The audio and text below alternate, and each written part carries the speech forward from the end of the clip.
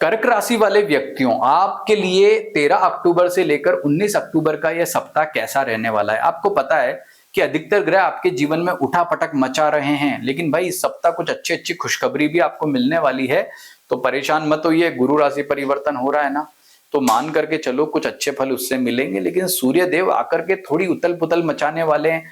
तो आइए इस वीडियो में जानते हैं ये सप्ताह आपको कैसा फल मिलने वाला है। लेकिन दो इंफॉर्मेशन और आपको बता दूं कि इन दिनों में रहें सावधान। यानी 13 अक्टूबर का दिन, यानी कि सोमवार का दिन आपके लिए इतना अच्छा नहीं है। लेकिन जो मित्र अमेरिका रहते हैं उनके लिए ये 13 अक्टूबर का करेक्शन, अगली बार से हम टाइम भी देंगे, लेकिन इस सप्ताह में आपको बता दूं कि 12 घंटे का करेक्शन आप कर ले। क्योंकि ये जो हम बताते हैं प्रेडिक्शन कि इन दिनों में रहें सावधान, ये भारत के आधार पर होता है। दूसरा, भिन्नाष्टक वर्ग से मैं जब प्रेडिक्शन बता रहा हूं तो कई लोग कंफ्यूज हो रहे हैं, तो इस वीडियो में हम ये भी बताएंगे कि भिन्नाष्टक वर्ग कैसा देखा जाता है, लेकिन उसकी चर्चा बाद में करते हैं। तो सबसे पहले जान ले कि आपका इस हफ्ते का चार्ट कैसा, मतलब आपकी राशि के अनुसार ग्रहों की स्थिति कैसी है।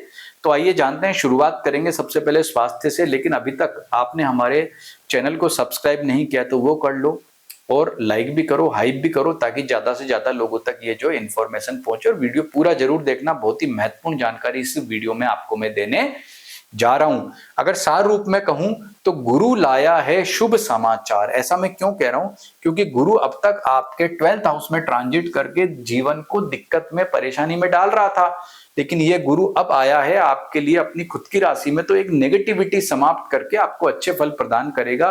खर्चे खत्म होंगे, कॉन्फिडेंस बढ़ेगा। तो स्वास्थ्य के मामले में ये परिवर्तन आपके लिए अनुकूल कह सकते हैं, लेकिन फिर भी सोमवार का दिन यानी 13 अक्टूबर का दिन आपके लिए थोड़ा दिक्कत और परेशानी वाला रह सकता है।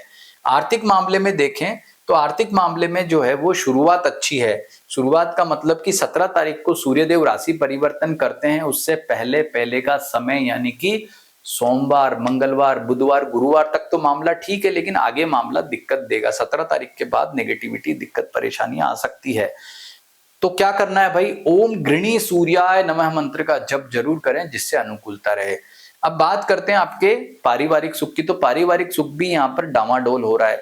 शुरुआत में ही मंगल बुध दो ग्रह बैठे हुए हैं, मंगल के साथ में बुध का युति वैसे भी इतना बेटर नहीं रहता, तो कुल मिलाकर के ये स्थिति भी दिक्कत है। तो माता पिता के साथ में कोई अनबन, दिक्कत, परेशानी ना हो जाए, इस बात का आप विशेष ध्यान रखें। इसके अलावा आपको जो है कोई भी आप बड़ा महत्वपूर्ण निर्णय लेते तो माता पिता की राय भी ले लो, उनका हेल्थ का चिंता हो जाए तो उसको लेकर के भी थोड़ा सतर्क आपको रहना है। अब आगे चलते हैं, विद्यार्थियों की बात कर लेते हैं। भाई विद्यार्थियों का समय अभी अच्छा नहीं है, मेहनत की जरूरत है। भाग्य तो आपका ठीक होने जा रहा है, लेकिन 18 तारीख के बाद होगा।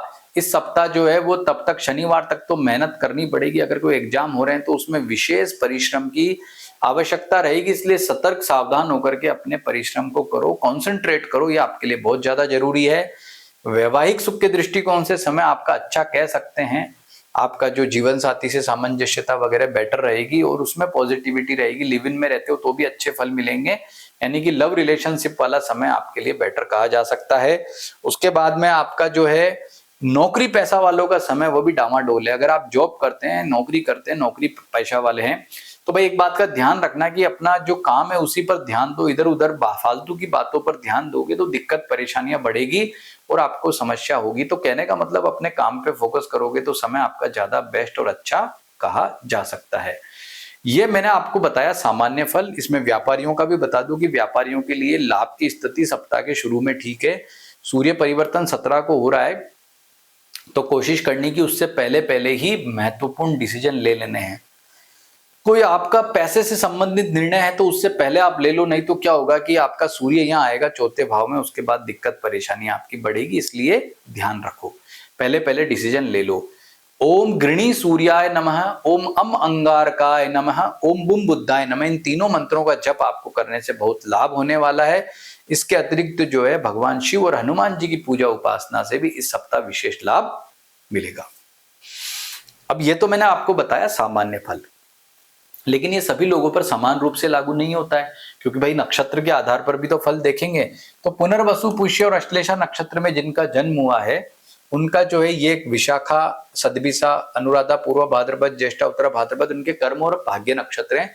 तो पुनर्वसु से चेक करते हैं, पुनर्वसु नक्षत्र में यदि पाप ग्रह या शुभ ग्रह उनको जो है उनके नक्षत्र से आ रहे हैं या बाधित कर रहे हैं, तो पुनर्वसु में हमने देखा कि गुरु का ट्रांजिट है और गुरु वाय पॉजिटिव, तो निश्चित तौर पर पुनर्वसु वालों का समय श्रेष्ठ, अच्छा हो रहा है, उत्तम हो रहा है। लेकिन यहाँ पर विशाखा नक्षत्र में हमने देखा कि मंगल विशाखा नक्षत्र में ट्रांजिट कर रहा है और गुरु भी 16 के बाद आ रहा है। तो मंगल का विशाखा में आना इतना बेटर नहीं कहा जा सकता है, यानी कि विशाखा में वो वेद करेगा तो कहीं ना कहीं थोड़ा दिक्कत परेशानी देगा, टेंशन देगा। लेकिन बुध भी ट्रांजिट कर रहा है तो बुध इस मामले में ठीक है। तो मंगल का विशेष रूप से उपचार करना भाई, क्योंकि मंगल जो है आपके चौथे भाव से भी है और पुनर्वसु वालों को वेद भी कर रहा है, तो आपको डबल डबल जो है मंगल का दिक्कत ना हो जाए। तो ओम अमंगार का नमः मंत्र का जप और मंगल का दान करना है। फिर देखते हैं हम पूर्व शतभिषा नक्षत्र में कोई ग्रह का ट्रांजिट नहीं है। पुष्य नक्षत्र चेक करते हैं। पुष्य नक्षत्र में हमने देखा कि कोई भी ग्रह का ट्रांजिट यहाँ पर नहीं हो रहा है। अनुराधा नक्षत्र में भी कोई ग्रह नहीं है। उसके बाद हम देखते हैं पूर्वा भाद्रपद। तो पूर्वा भाद्रपद में शनि और राहु दोनों ही ट्रांजिट कर रहे हैं, शनि और राहु, और दोनों ही ट्रांजिट करके क्या करेंगे, पुष्य वालों को परेशान, दिक्कत, समस्या, झंझट। ओम शम शनैश्चराय नमः, ओम राम रावे नमः मंत्र का जप करो, हनुमान जी की भरपूर पूजा करो। भले ही पुष्य में शनि आपका नक्षत्र का स्वामी होगा, लेकिन ये जो कॉम्बिनेशंस बन रहे हैं इसके आधार पर इतना अच्छा पॉजिटिव मामला नहीं है। तो इन ग्रहों का उपाय करने से आपको लाभ मिलेगा, और दिक्कत रहेगी तो उपाय जरूर करना है। फिर आते हैं अश्लेषा नक्षत्र पे। तो भाई अश्लेषा नक्षत्र में हमने क्या देखा कि कोई भी ग्रह का ट्रांजिट नहीं हो रहा है। ज्येष्ठा आपका कर्म नक्षत्र है, कोई ग्रह का ट्रांजिट नहीं हो रहा है। और उत्तरा भाद्रपद जिसमें पहले शनि चल रहा था वह पूरा भाद्रपद में चला गया था 3 तारीख को। तो कहने का मतलब अश्लेषा नक्षत्र वालों के लिए शानदार टाइम है। जैसा मैंने बताया था कर्क राशि का कॉमन राशि फल, वही आप पर लागू होता है। अब आगे चलते हैं। आपको 13 अक्टूबर को ध्यान रखना है, सावधान रहना है। अब देखो मैंने आपको मेन जो है चेंज क्या बताया, सूर्य नेगेटिव हो रहा है, गुरु पॉजिटिव हो रहा है। तो किनके लिए सूर्य ज्यादा पॉजिटिव है, किनके लिए गुरु ज्यादा नेगेटिव है? देखो गुरु पॉजिटिव किसके लिए होगा, जिसका गुरु कारक ग्रह होगा। तो गुरु कारक ग्रह होता है इन 3 के लिए, मेष सिंह धनु और कर्क वृश्चिक मीन के लिए, क्योंकि गुरु इनका कारक ग्रह हुआ। बाकी लग्न वालों के लिए, लग्न में बता रहा हूं आपको, लग्न कुंडली में अपनी लग्न राशि चेक करें कि मेष सिंह धनु लग्न वालों के लिए गुरु ज्यादा अच्छे फल देगा, कर्क वृश्चिक मीन वालों को ज्यादा अच्छे फल प्रदान करेगा। ऐसे ही सूर्य का चेक कर लेते हैं। सूर्य चौथे घर में आया, नेगेटिव फल प्रदान करेगा। तो किसको ज्यादा नेगेटिव फल प्रदान करेगा? जिसका वो कारक ग्रह नहीं होगा। तो किसके लिए कारक ग्रह नहीं होता? वो मेष सिंह और धनु के लिए कारक होता है। तो इन 3 लग्न वालों को तो ज्यादा परेशान नहीं करेगा, लेकिन बाकी वृषभ, कन्या, मकर, मिथुन, तुला, कुंभ, कर्क, वृश्चिक, मीन, इनमें चूंकि सूर्य कारक नहीं होता तो इनके चौथे घर में जाकर के पारिवारिक सुख में और मामलों में बहुत दिक्कत परेशानी दे सकता है। लेकिन एक चीज और चेक करो कि कितनी परेशानी देगा। अब उसका भिन्नाष्टक वर्ग भी देखो कि सूर्य यहाँ तुला राशि में आकर के कितनी रेखाओं पर है। यदि 5, 6 या 7 रेखाओं पर होगा तो उथल पुथल मचा देगा भाई। लेकिन यही सूर्य मात्र जो है वो 1, 2 या 3 रेखाओं पर होगा तो कोई दिक्कत वाली बात ही नहीं है। तो कैसे चेक करते हैं, आए देखते हैं। देखो यहाँ पर मैंने यहाँ आपको ये भिन्नाष्टक वर्ग जो है यहाँ पर सूर्य का बनाया है, ये देखना होगा। यह किसी व्यक्ति का है, पर्सन का है, कॉमन नहीं होता ये। तो हमको क्या करना है, इस भिन्नाष्टक वर्ग को, आपका भी अलग अलग होता है, आपकी कुंडली में ओपन कर लो, कैसे देखते हो समझाता हूं। देखो ये सूर्य ग्रह है, दिख रहा होगा आपको, थोड़ा ब्लर है, लेकिन आप यहां क्या देखते हैं, 5, 6, 7 ये राशियां हैं। मेष, वृषभ, मिथुन, कर्क, सिंह, कन्या, तुला, ये आपकी राशियां हैं। तो राशियों में क्या देखना है, सूर्य तुला राशि में आएगा तो कर्क वालों के चौथे में आएगा। तो ये जो भी व्यक्ति, मान लो इसकी तुला राशि का है, ये रही। अब इसमें सूर्य जो है वो कर्क राशि में कितनी रेखाओं पर आएगा, तो हमने चेक किया और सार क्या निकला कि 3 रेखाओं पर यहां पर जो है सूर्य आने वाला है। और जैसा मैंने क्या कहा था, अशुभ भाव में आया है और 3 रेखाओं पर है तो कोई दिक्कत वाली बात ही नहीं है। तो ये जिसका भी रेखाष्टक वर्ग होगा सूर्य का, हर ग्रह का अलग अलग होता है, तो उसको कोई दिक्कत या परेशानी वाली बात नहीं है, झंझट वाली बात नहीं है।